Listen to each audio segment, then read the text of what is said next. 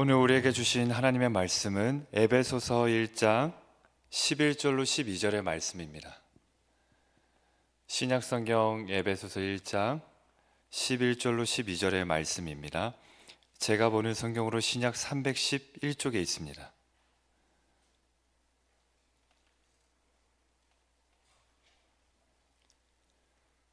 에베소서 1장 11절로 12절의 말씀입니다. 다 찾으셨으면 합독하겠습니다.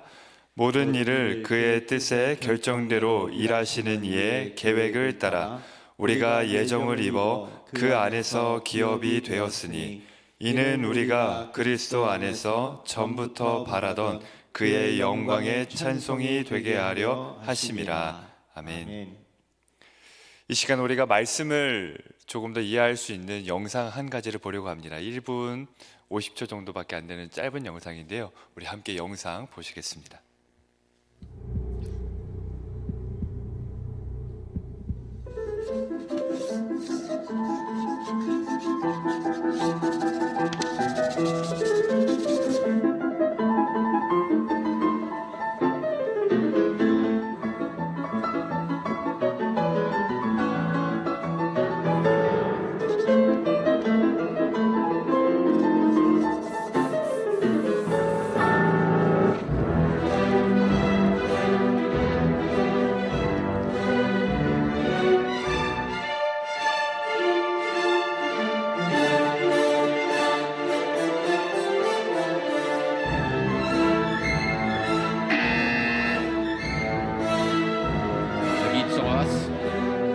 Es gibt noch was. Schöne Doppelpuzzle. Sieht ja nichts, 2 Stunden. Johnny, Bitte, was ist das? Was ist das so? Ich will das selber sehen. Es passiert nichts.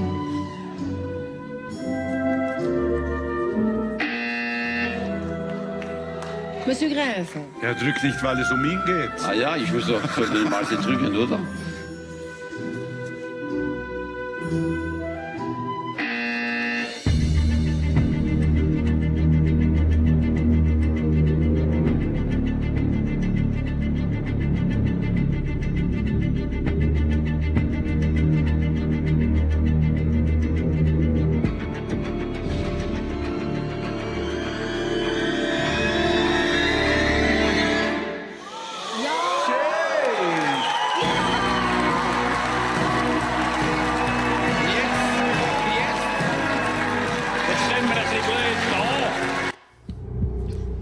네, 짧지만 확 이해가 되시죠? 네, 무엇을 말하는지 이렇게 와닿을 것 같습니다. 스위스에 있었던 오래전 프로그램인데요. 이제 탤런트를 뽑는 프로그램이에요. 한 여인이 나와서 그림을 그리는데 이 심사위원들이 뭘 누르죠? X, 탈락 버튼을 누르는 거예요. 그림이 다 완성되지는 않았습니다. 그런데 왜 버튼을 누르냐면 완성된 그림을 생각하기보다 지금 이 과정이 별 볼 일 없다는 거죠. 별로 기대할 만하지 않다는 겁니다. 그래서 다 탈락 버튼을 누르는데 마지막 남은 이 심사위원이 다 누르고 이제 탈락의 신호가 막 울리면서 그때 비로소 완성된 그림이 나타나니까 사람들의 반응이 전혀 달라집니다. 감탄하게 되고요, 놀라게 되죠. 오래전에 이 영상을 봤을 때 꼭 이 모습이 내 모습 같다라는 생각을 했었습니다. 하나님께서 우리 모두의 삶 가운데 그리고 나의 삶 가운데 하나님의 계획을 계속 그리고 나가고 계십니다. 그런데 우리는 하나님의 그리고 계신 계획의 완성을 보기도 전에 X 버튼을 누르는 거예요. 원망의 버튼을 누르고요, 절망의 버튼을 누르는 겁니다. 지금 그 그림의 과정이 별 볼 일 없다는 거죠. 이 시간 우리에게 주시는 말씀을 통해서 여전히 그 놀라운 계획을 실행하고 계신 그 하나님을 만나는 은혜가 있기를 바랍니다. 우리가 새벽에도 계속해서 담임 목사님을 통해서 에베소서의 말씀이 우리에게 들려주고 있습니다. 이 에베소서의 말씀을 가리켜서 이제 연구한 모든 신앙인들이 그리고 학자들이 좀 한결같이 고백하는 게 있습니다. 뭐냐면 에베소서는 바울이 쓴 서신서 중에 가장 놀라운 작품이다. 그리고 바울의 사상이 가장 많이 담겨있는 편지다라고 이야기를 합니다. 심지어는 철학자이자 신학자였던 한 사람은 이렇게까지 표현하는데요. 에베소서는 인간이 쓴 작품 중에 가장 신성한 작품이라고까지 표현을 합니다. 바울이 쓴 13권의 편지들 중에서 에베소서가 차지하는 분량은 작아요. 6장밖에는 되지가 않는데 어떻게 그렇게 놀라운 평가를 받을 수 있을까요? 그 이유는 바로 이 에베소서 6장밖에 안 되는 짧은 내용에 하나님의 놀라운 구원의 경륜이 담겨 있기 때문입니다. 하나님의 놀라운 구원의 지혜, 그 계획이 이 안에 농축되어서 담겨 있기 때문입니다. 우리가 에베소서를 읽다 보면요, 다른 서신서와 좀 차이점을 느끼게 됩니다. 예를 들어서 고린도 교회만 보더라도 바울이 고린도에 편지를 쓴 이유가 분명하죠. 그 안에 내부적인 갈등 문제가 있었고 우상 숭배가 있었고 여러 가지 문제들이 있었습니다. 그리고 갈라디아서를 봐도 똑같습니다. 거짓 교사들이 침입하고 다른 복음이 들어오는 문제들이 발생하고 그 문제에 대한 진단을 내려서 처방을 하는 게 바울이 쓰는 서신서의 형식들입니다. 그래서 사후 처방, 사후 치료가 다른 서신서의 성격이라면 에베소서는 그와 다르게 사전 예방적인 성격을 갖고 있어요. 에베소서를 잘 보면 어떤 문제도 명확히 드러나질 않습니다. 거짓 교사가 왔다는 것, 그리고 내부적으로 분열될 만큼 심한 갈등이 일어난다는 것, 그런 것들이 하나도 발견되지가 않아요. 그럼에도 불구하고 바울이 왜 에베소 교회에게 편지를 썼냐? 앞으로 병에 걸리지 않기 위한 예방이자 영양 보충을 하기 위해서 에베소서를 먼저 선제적으로 편지를 쓴 겁니다. 그러면 어떤 병에 대한 예방일까요? 무엇이냐면 로마 황제로부터 주어질 핍박, 그것에 대한 예방입니다. 지금 이 에베소서를 쓰고 있는 바울은 어디에 있죠? 감옥에 있습니다. 감옥. 그런데 에베소서는 바울이 쓴 옥중 서신 중에 1차, 첫 번째로 감옥에 갇혔을 때 쓴 편지예요. 그러니까 바울이 로마 감옥에 첫 번째로 갇혔을 때 느낀 거죠. 깨달은 겁니다. 뭘 느끼고 깨달았냐면, 아, 내가 지금 감옥에 갇힌 게 끝이 아니겠구나. 이제부터 이 교회를 향한, 하나님의 백성들을 향한 세상의 핍박이 본격적으로 시작되겠구나를 깨달은 겁니다. 그래서 에베소 교회에게 편지를 쓴 거예요. 바울은 앞으로 이 1차 감옥 이후에 더 여러 차례 감옥에 갇히게 되는 것처럼 교회에 대한 핍박이 더 극심해질 것을 바라본 겁니다. 그래서 바울은 아무것도 할 수 없는 그 감옥 속에서 하나님의 그 구원에 대한 깊이 있는 묵상을 통해 에베소 교회에게 편지하는 겁니다. 앞으로 교회가 받게 될 이 핍박, 그리고 세상은 계속 선전하기를 황제의 통치 속으로 들어와야 살아날 수 있다. 우리가 그 황제의 다스림 아래에 있어야 살아갈 수 있다고 선전할 텐데, 그게 아니라 그리스도의 영원한 승리와 통치가 바로 그 황제의 통치를 압도하고 모든 인류를, 우리 교회와 하나님의 백성들을 다스리고 있다. 그것을 변함없이 신뢰하고 확신할 수 있도록 에베소서를 선제적으로 편지를 써서 보낸 것입니다. 그래서 에베소서 본문 말씀에 보면요, 이 1장만 보더라도 이 바울이 하나님의 구원이 얼마나 놀랍게 이루어졌는지를 얘기하고 있는 거예요. 하나님의 계획이 창세 전에 계획하신 게 지금 우리가 사는 이때까지 변함없이 실패 없이 다 실행되어 왔다라고 보여주는 겁니다. 그래서 황제가 내세운 정책과 계획, 황제의 통치가 아니라 하나님의 통치와 다스림 아래에 여전히 머물라라고 이야기를 하는 겁니다. 그리고 예수님에 관해서도 이렇게 이야기를 해요. 에베소서에 보면 우리 예수님의 이름을 이 세상과 다음 세상, 모든 세상을 이끌어서 그 이름을 가장 놀라운 이름으로 만드셨다라는 것, 그리고 모든 만유를 우리 그리스도의 발 아래 두었다라는 것을 그래서 강조하고 있는 겁니다. 지금 에베소 교회가 볼 때는 앞으로 더 극심하게 이 세상이 황제의 통치 아래에 있는 것처럼, 황제의 발 아래에 있는 것처럼 보이겠지만 그게 아니라 실상은 우리 그리스도의 발 아래에 있다.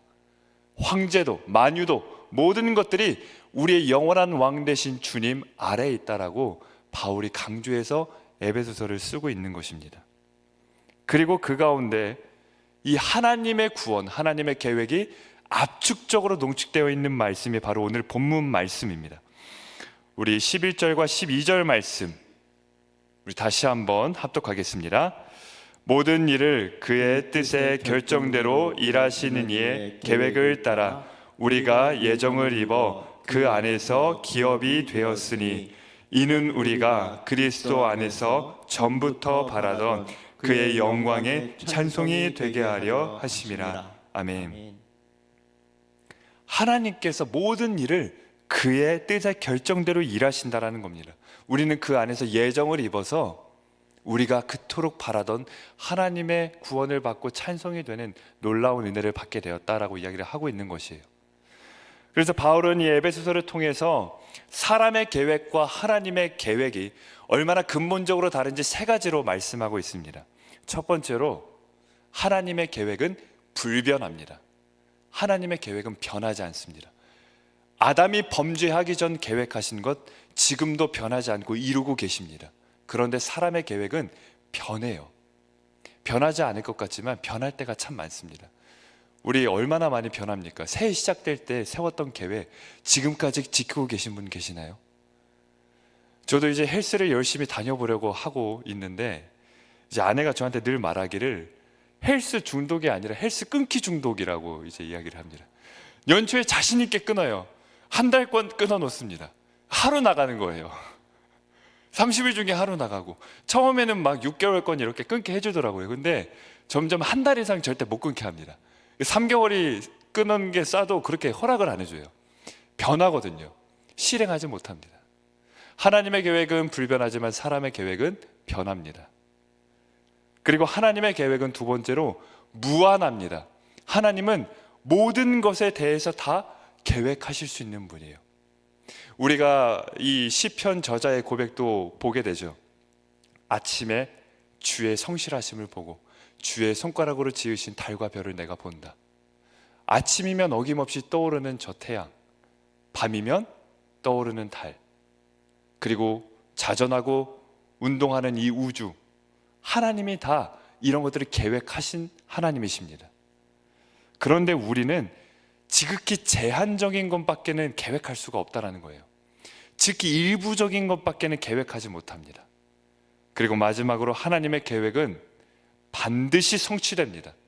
절대적으로 이루어집니다.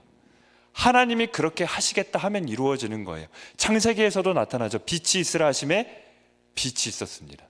하나님이 말씀하시는 것은 곧 바로 결론이고 실행됩니다. 그런데 우리의 계획은 실패할 때가 더 많죠. 성공할 때도 있지만 실패할 때가 더 많습니다. 이와 같이 하나님의 계획은 우리의 계획과 비교할 수 없이 불변하시고 무한하시고 절대적인 성취를 이루시는 하나님이십니다. 이렇게 아름다운 하나님의 계획인데 그만큼 가장 큰 오해를 받고 있는 것도 바로 이 예정, 하나님의 작정하심, 하나님의 선택에 대한 내용들이에요. 우리가 예정론이라고도 하죠. 하나님의 선택하셨다, 하나님 예정하셨다. 에베소서에서 많이 나오는 단어가 예정입니다. 로마서에서도 나오고요. 하나님이 미리 알고 다 예정하셨다라는 건데, 이 하나님의 예정하심을 논할 때 어려운 이유가 두 가지인데요. 첫 번째로 왜 어렵냐면 이 세상에 일어나는 모든 일들이 하나님이 예정하셨다라고 하기에는 그 사건이 하나님의 아름다우신 성품과 반대되는 것들이 너무 많기 때문입니다. 그래서 우리 혼란스러운 거예요. 하나님의 성품은 거룩하시고 자비하시고 아름다우신데 이 세상에서 발생하는 사건들은 참혹하고 잔인하고 끔찍한 일들이 일어나는 거예요. 그래서 이해하기가 어렵고요. 두 번째로 그래서 우리가 선택하게 되는 게 하나님이 모든 일에 대하여서 예정하진 않으셨다라고 생각하게 되는 겁니다. 이것도 말이 되지 않는 이유가 뭐냐면 하나님이 모든 일에 대해서 예정하지 않으셨다라고 하면 하나님의 주권이 훼손됩니다. 하나님의 전능함이 공격받는 거예요. 그래서 모든 것이 하나님의 뜻이다라고 하기에는 성품과 반대되고 모든 것이 하나님의 뜻은 아니다라고 하기에는 하나님의 주권에 반하게 되는 어려움, 이 딜레마 때문에 우리가 예정론, 하나님이 선택하셨다, 이것을 이해하기가 어렵습니다. 그래서 오래전부터 수많은 이 신학자들, 또 신앙의 고백자들, 개혁주의자들이 이렇게 결론을 내립니다. 우리 웨스트민스터 신앙고백서를 함께 보겠습니다. 우리 앞에 있는 화면의 내용인데요. 우리 함께 읽어보겠습니다. 하나님은 창세전에 그분의 영원하고 변치 않는 목적과 비밀한 계획과 자기 뜻의 기쁘심에 따라 생명으로 예정된 일부 인류를 그리스도 안에서 영원한 영광에 들어가도록 선택하셨다. 지금 여기서 목적, 계획, 기쁘심, 이 모든 것들이 다 예정이라는 한 단어의 다른 표현들이에요. 그래서 이 예정론을 우리가 어떻게 고백할 수 있냐면, 예정론은 머리로 이해하는 교리가 아니라 가슴으로 느끼고 고백하는 고백의 교리라고 이야기를 합니다. 예수님을 믿고 보니까 그 누구 앞에서도 고백할 수 없는 나의 부끄러운 인생도 그 주님 안에 있었던 시간이라는 것을 깨닫게 되는 거죠. 나는 분명히 이 세상을 사는 동안 하나님을 싫어하는 순간이 있었습니다. 예수님을 거부하는 순간이 있었어요. 그런데 이런 나를 하나님께서 창세 전부터 계획하셨다는 걸 깨닫게 되는 것이 예정론이라는 거예요. 바로 이렇게 예정론은 우리가 머리로, 우리의 지식으로 이해하고 받아들이도록 주어지는 게 아닙니다.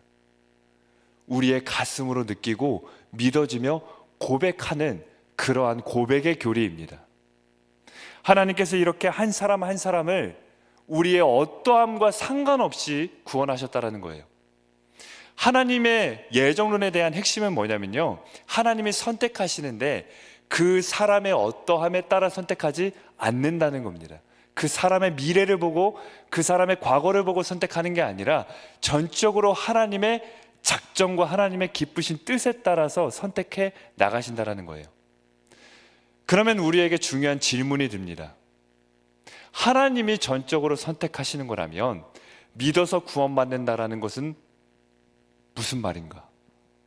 라는 질문을 하게 됩니다. 물론 믿어야만 구원을 받게 되죠. 그런데 성경은요, 그 믿음조차도 무엇이라고 말씀하고 있죠? 선물이라고 말씀하고 있습니다. 에베소서 2장 1절에 보면 이렇게 말씀하고 있습니다. 그는 허물과 죄로 죽었던 너희를 살리셨도다. 아멘. 허물과 죄로 죽었던 너희들입니다. 우리 죽은 사람이 있습니다. 황금을 갖다 줘요. 좋아할까요? 진수성찬을 차려줘요. 먹을 수 있습니까? 죽은 사람은 반응할 수가 없는 거예요. 반응한다라는 건 그가 살아있다라는 겁니다. 우리가 주님을 믿음으로 반응할 수 있는 이유는 허물과 죄로 죽은 우리에게 하나님께서 생명을 주셨기 때문입니다. 그래서 그 믿음조차도 우리로부터 나오는 노력과 우리에게 나온 결과가 아니라 하나님이 우리에게 은혜로 주신 선물이라는 겁니다. 그러면 여기서 또 하나 중요한 질문이 나옵니다. 그렇다면 어차피 구원받기로 예정된 거 굳이 전도할 필요 없는 것 아닌가? 하나님이 알아서 다 선택하시고 구원하실 거라면 우리는 왜 선교하고 왜 전도하고 왜 그렇게 예수님을 전하며 살아야 되는가? 여기에 대해 우리 존 칼빈 이렇게 이야기하고 있습니다. 우리 기독교 강요라는 책에서요 이렇게 이야기하고 있는데요, 함께 읽어보겠습니다. 하나님의 섭리는 언제나 벌거벗은 모습이 아닌 수단이라는 옷을 입은 상태로 우리에게 다가온다. 모든 것을 하나님의 뜻대로 이루십니다. 그런데 어떻게 이루시냐면 그 하나님의 섭리는요 벌거벗은 모습으로 오는 게 아니라 이 수단이라는 옷을 입고 온다는 거예요. 만약에 한 성도를 하나님이 위로해 주길 원하신다면 우리 가운데 손내밈을 통해서 위로하심을 실행하신다는 겁니다. 하나님이 만약에 잃어버린 영혼을 구원하길 원하세요. 그러면 우리의 전도라는 수단을 통해서 구원을 실행하신다라는 거예요. 그렇게 하나님의 수단은 옷을 입고 우리에게 찾아옵니다. 이것을 아주 잘 나타난 예가 바울 사도인데요, 사도행전 18장 10절 말씀 한번 보겠습니다. 사도행전 18장 10절 말씀 우리 함께 보겠습니다. 내가 너와 함께 있음에 어떤 사람도 너를 대적하여 해롭게 할 자가 없을 것이니 이는 이 성중에 내 백성이 많음이라 하시더라. 아멘. 지금 바울이 고린도에 있는 상황인데 하나님이 바울에게 뭐라고 말씀하고 있냐면요, 이 성중에 내 백성이 많다라고 이야기합니다. 거기에 대해서 바울이 그러면 하나님이 선택하시고 작정하시는 거라면 알아서 하시겠네요. 전 가만히 있겠습니다. 그렇게 하지 않고요. 이렇게 응답합니다. 우리 11절입니다. 사도행전 18장 11절 합독하겠습니다. 1년 6개월을 머물며 그들 가운데서 하나님의 말씀을 가르치니라. 하나님께서 지금 이 성중에 내 백성이 많다라고 말씀하셨습니다. 하나님의 목적과 계획과 선택하신 자들이 있어요. 그런데 그 자들을 구원하시기 위한 수단으로 무엇을 삼으셨죠? 바울의 전도를 수단으로 그들을 구원하셨다라는 겁니다. 바울이 고린도에 1년 6개월 동안 머물며 말씀을 가르치는 수단을 통해 그곳에 있는 하나님의 많은 백성들을 구원해 내셨다라는 거예요. 하나님의 계획, 하나님의 섭리는 바로 이와 같이 이루어지는 줄 믿습니다. 바로 우리 한 사람 한 사람을 먼저 구원하신 이유가 거기에 있습니다. 하나님의 수단으로 하나님의 섭리를 이루시는 귀한 도구로 우리를 먼저 구원해 주셨습니다. 우리가 이제 이 지점에서 중요한 것을 발견하게 됩니다. 무엇이냐면 지금 내가 겪는 환난과 고난은 나를 죽이는 사건이 아니라 하나님의 신비한 계획을 이루는 수단이구나. 이걸 깨닫게 되는 겁니다. 바울은 돌에 참 많이 맞았죠. 매도 참 많이 맞았습니다. 죽기 직전까지 매 맞고요. 사람들이 시체인 줄 알고 갖다 버렸습니다. 동족들에게 배신당하고 세웠던 교회로부터 미움받고 선교하러 가는 배 가운데 배가 풍랑에 빠져 죽을 뻔하고 감옥에 갇히고 여러 어려움을 겪었습니다. 그럼에도 불구하고 바울이 여전히 왜 기쁘고 자기는 평안하며 나에게 소망이 있다고 말할 수 있는 걸까요? 너무 힘들어서 미쳐서 그런 걸까요? 아닙니다. 이걸 깨달았기 때문입니다. 바로 오늘 본문 말씀, 모든 일을 그의 뜻의 결정대로 일하시는 이의 계획을 따라. 지금 내가 겪는 이 고난은 나를 망치고 나를 괴롭히고 나를 죽이는 사건들이 아니라 하나님의 계획 안에서 하나님의 뜻을 이루는 놀라운 수단이 되는구나. 그걸 깨달은 겁니다. 내가 돌에 맞는 것도, 내가 바다에 빠질 뻔한 것도, 내가 매맞음을 맞는 것도, 내가 감옥에 갇히는 것도, 내가 세운 교회로부터 미움을 받는 것도, 동족들에게 배신을 당하는 것도 나를 죽이는 게 아니라 하나님의 뜻을 이루는 귀한 수단들이구나, 과정들이구나. 그것을 발견하게 된 것입니다. 우리 하나님께서 계획하신 것은 그 예수님에게 다 보여집니다. 하나님의 계획이 얼마나 아름다운지 우리는 이 땅에 오신 예수님을 통해서 느끼게 됩니다. 예수님이 갈보리 십자가 언덕에서 죽는 게 끝이 아니었듯이 우리가 십자가라는 그 고난, 그 환난과 문제 가운데 끝나는 것이 하나님의 계획이 아니라는 겁니다. 에베소서에서 증언하듯이 우리 성부 하나님께서 구원을 계획하셨습니다. 창세 전부터, 아담이 범죄하기 전부터 구원을 계획하셨고요. 그 성부 아버지의 마음을 알고 전적으로 순종하고자 우리 성자 예수님께서 이 땅에 오셔서 구원을 성취하셨습니다. 그리고 우리 성자 예수님이 성취하신 구원을 성령님께서 각 사람에게 적용시켜 주셨습니다. 우리가 받은 구원은 바로 이와 같이 삼위 하나님의 모든 능력이 동원된 놀라운 은혜입니다. 하나님의 모든 것이 쏟아부어진 하나님의 지혜, 하나님의 능력, 하나님의 무한함, 하나님의 전능성, 우리가 이루 셀 수 없고 표현할 수 없는 하나님의 모든 것이 동원된 유일한 사건이 바로 나라는 죄인 이 한 사람을 구원해 내신 그것입니다. 구원은 인간의 계획도 아니고요, 인간의 결정도 아닙니다. 그래서 우리가 믿을 수 있는 거예요. 그래서 신뢰할 수 있는 겁니다. 인간의 것이 아니라 하나님의 것이기 때문입니다. 바로 이와 같이 하나님의 계획이 오늘 우리에게도 향해 있다면 우리가 과연 이 세상을 사는 동안 절망할 이유가 무엇이냐는 것입니다. 그래서 감옥에 있는 바울이 감옥 밖에 있는 성도들에게 편지하는 겁니다. 내 인생이 감옥에서 끝나지 않는다. 감옥은 수단이다. 하나님의 뜻을 이루는 수단이다. 그렇게 보여주는 겁니다. 앞으로 이 교회가 받게 될 핍박과 박해, 거기서 죽지 않는다. 그건 하나님의 놀라운 뜻을 이루는 수단이 될 거라고 우리에게 이야기를 하고 있는 것입니다. 한 해 동안 우리는 과연 무엇을 의지하고 기다리며 살아왔을까요?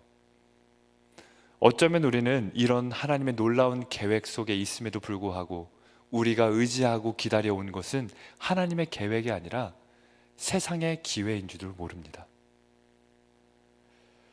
우리가 절망하는 이유는 무엇이냐면 세상의 기회를 기다렸기 때문입니다. 분명히 기도하죠. 그런데 문제점이 뭐냐면요, 하나님께 기도하는데 기대는 사람에게 한다라는 거예요. 기도는 하나님께 하고 그 일이 이루어질 것은 사람에게 기대합니다. 그러니까 실망하는 거죠. 절망하는 겁니다. 하나님께 기도했으면 하나님 바라봐야 됩니다. 하나님께 기대해야 됩니다. 하나님께서 이루십니다. 나사로의 집에 예수님이 찾아오셨을 때 마르다와 마리아가 원망했습니다. 예수님, 조금만 더 빨리 와주시죠. 조금만 더 빨리 와주시죠. 어떤 마음이었을까요? 자기의 형제, 자기의 오빠 나사로를 고칠 수 있는 기회를 놓쳤다는 거예요. 기회를 놓쳤기 때문에 예수님께 원망하는 겁니다. 기회는 놓쳤을 수도 있어요. 그런데 하나님의 계획은 놓치지 않았습니다. 마르다와 마리아가 생각한 것은 나사로가 고침받고 건강해지는 거였지만 하나님의 계획은 죽은 나사로가 살아나는 것이었습니다. 하나님의 계획과 우리의 생각이 그렇게 차이가 납니다. 그렇게 알 수 없는 하나님의 계획이 우리에게 향해 있습니다. 하나님께서 그저 밀타작하며 두려워했던 농부 기드원에게 큰 용사여라고 부르셨고요, 풍랑을 두려워했던 어부였던 베드로에게 물 위를 걸을 자라고 부르셨습니다. 38년 된 병자에게 일어나 걸을 자라고 부르셨고요, 죽어있던 야이로의 딸에게 잠자는 아이라고 부르셨습니다. 그리고 멸망받을 우리에게 내 생명을 내어주고 살려낼 나의 자녀라고 부르고 계십니다. 우리 눈에는 겁먹은 농부에 불과하고 죽은 자에 불과하고 걸을 수 없는 자에 불과하고 멸망받을 자에 불과해서 하나님 앞에 끊임없이 원망하고 절망합니다. 그런데 하나님의 계획 안에서는 그렇지 않다는 사실입니다. 오늘 내 모습이, 내 자녀의 모습이, 우리 가정과 내 삶의 모습이 38년 된 병자 같고 그저 두려움에 떠는 기도원 같고 어부지만 작은 풍랑에 두려워하는 베드로 같고 그리고 죽어있는 야이로의 딸처럼 보일지라도 하나님은 전혀 다르게 부르고 계신다는 사실입니다.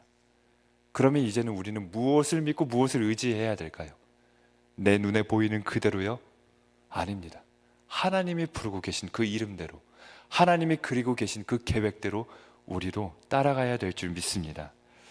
이 한 해 동안 내 삶을 바꿔줄 어떤 기회조차 찾아오지 않아서 정말 많이 원망하고 절망하고 슬퍼했을지라도 괜찮습니다.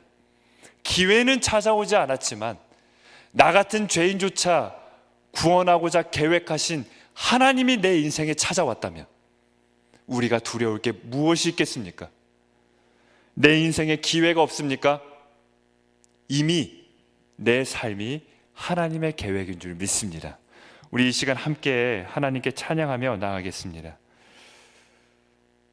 우리 찬송가의 가사처럼 우리의 두려움이 변하여 기도가 되고 우리의 한숨이 변하여 노래로 만들어 가시는 그 하나님의 계획, 그 하나님의 계획을 붙드는 마음으로 우리 함께 찬양하며 나아갑니다.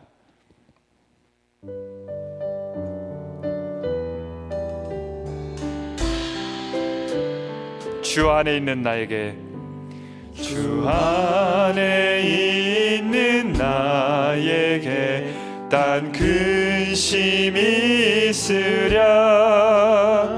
십자가 밑에 나가 내 짐을 풀어 그 두려움이 변하여 그 두려움이 변하여 내 기도 되었고 전날의 한숨 변하여 내 노래 되었네. 주님을 찬송하면서 할렐루야 할렐루야. 내 앞길 멀고 험해도 나 주님만 따라. 내 주와 맺은 언약은 내 주와 맺은 언약은 영불변하시니 그 나라 가기까지는 늘 보호하시네. 주님을 찬송하면서 할렐루야 할렐루야.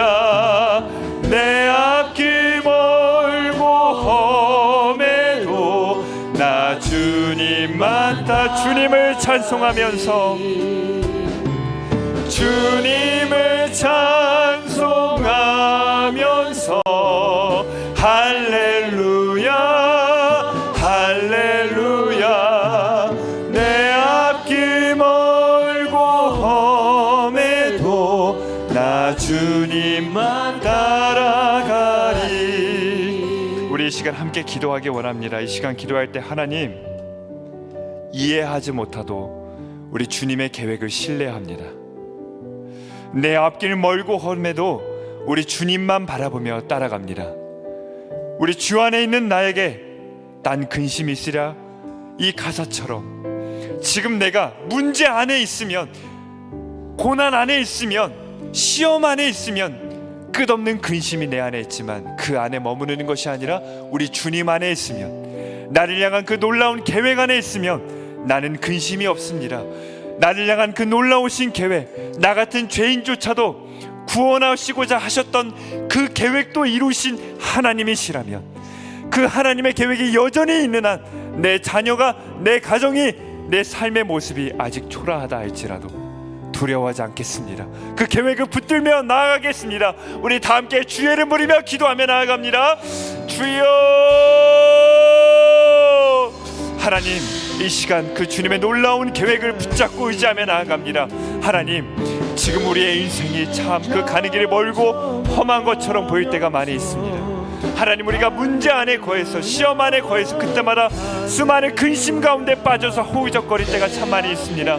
그러나 주님 안에 있기를 원합니다. 하나님의 계획 안에 있기를 원합니다.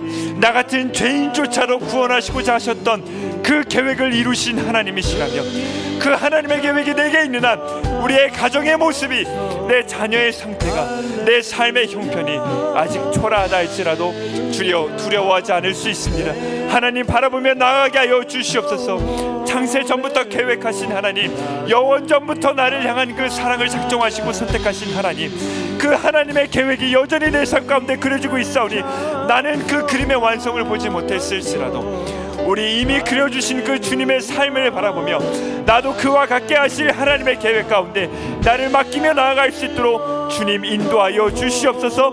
이 세상의 기회는 내 삶에 찾아오지 않을지라도 나를 향한 그 하나님의 영원하신 계획이 있는 한 그 계획을 붙들며 나아갈 때에 하나님, 우리의 삶의 고난 가운데서도 찬송하고 기도하며 감사하며 우리 하나님만 높이며 나아가는 우리가 될 줄 믿사오니 주여, 그 계획을 믿게 하여 주시고 계획하신 하나님만 바라보며 나아갈 수 있도록 하나님 역사하여 주시고 붙들어 주시옵소서. 인도하여 주시옵소서.